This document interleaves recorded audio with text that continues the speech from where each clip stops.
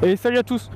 Petite vidéo pour répondre un petit peu à certains commentaires que j'ai eu sur beaucoup de vidéos concernant le contre-braquage et l'appui sur les cale-pieds. Alors dans un premier temps je me suis dit effectivement c'est vrai que j'en parle jamais dans mes vidéos. Et puis j'ai commencé à me questionner sur le contre-braquage que je faisais. Et je me suis rendu compte qu'en général je fais pas de contre-braquage, je l'utilise pas trop.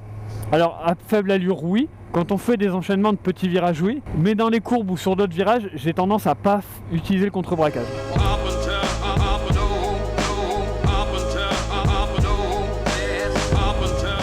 Comme j'en ai parlé dans ma vidéo sur le freinage, c'est important la position qu'on a lorsqu'on conduit la moto. C'est-à-dire d'avoir le buste cambré, d'avoir les jambes qui tiennent bien le réservoir et les mains bien posées sur le guidon avec, si possible, les coudes en angle droit. En fait, avec cette position, et surtout, la chose la plus importante, c'est de bien serrer la moto. Personnellement, c'est comme ça que je fais pour tourner. Ça veut dire que je tourne en serrant la moto et en inclinant mon corps avec la moto. Donc je vais vous montrer quelques exemples. Là par exemple dans ce virage là, c'est moi qui viens et je tourne avec la moto.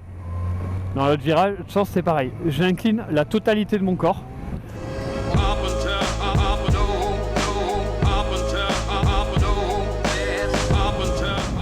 Le problème du contre-braquage pour moi, je dis bien pour moi, c'est qu'en fait on vient appliquer une force au guidon qui se répercute dans le pneu.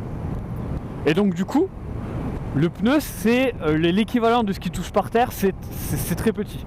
Si ce contact là avec le sol vient à disparaître parce qu'il y a une tache d'huile, parce qu'il y a une feuille, parce qu'il y a de l'eau sur la route, forcément il y a de l'énergie qui vient se libérer, puisqu'en fait le pneu est constamment en contrainte d'énergie. Si on vient rajouter la contrainte du contre-braquage, ça veut dire qu'il y a une force perpendiculaire à la roue, c'est ce qui nous fait tourner, qui va se libérer, qui est emmagasiné par le pneu et qui va se libérer. Du coup, dès que le pneu perd l'adhérence, il faut bien qu'il libère cette force. Et si on libère cette force-là, ce qui va se passer, c'est que c'est surtout ce qu'on voit dans les vidéos d'accident quand les gens perdent l'avant. Et en fait, on a tout simplement le guidon qui fait comme ça et qui part. Ce qui fait qu'il y ait ce mouvement-là du guidon, le guidon qui part vraiment, c'est qu'en fait, il y avait beaucoup de force qui était emmagasinée dans le pneu et qui se libère d'un coup.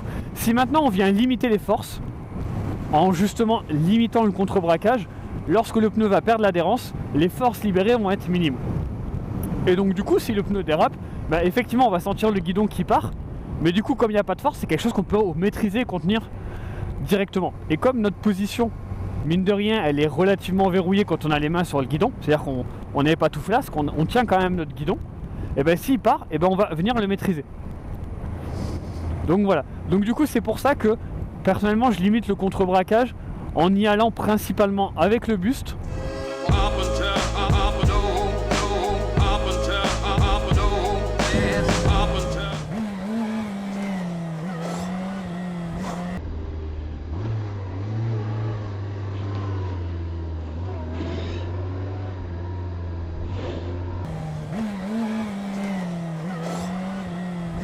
Donc c'est pour ça que moi personnellement je limite les forces qu'il y a sur le guidon.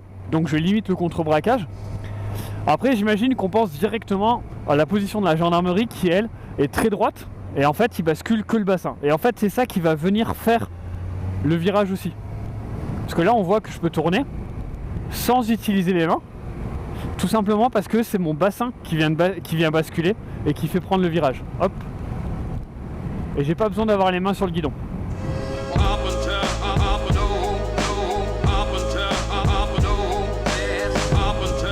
Le seul moment où je vais venir utiliser le contre-braquage, c'est quand je veux changer d'angle rapidement, que ce soit dans des petits virages ou dans des changements de courbe, à droite, à gauche. Et une fois que je me suis mis sur l'angle, je relâche cette pression au niveau des mains et je vais venir la verrouiller avec l'ensemble de mon corps sur la moto et avec mes genoux. Donc là par exemple, si je prends cette série de virages, je viens juste, moi je m'incline là, et là je touche pas au guidon. Pareillement ici. Voilà. On n'a pas besoin d'appuyer sur le guidon pour y aller. Alors on peut, si on veut accentuer le mouvement, etc., appuyer sur les cale-pieds. Personnellement je le fais pas, mais c'est pas dérangeant, on peut le faire. Ça va pas amener de force parasite si on vient de décrocher l'avant ou l'arrière. Mais voilà, on n'a pas besoin spécialement d'utiliser le contre-braquage à tous les moments. Voilà, j'espère que cette petite vidéo sur le contre-braquage vous aura plu. Sur ce, à plus, ciao.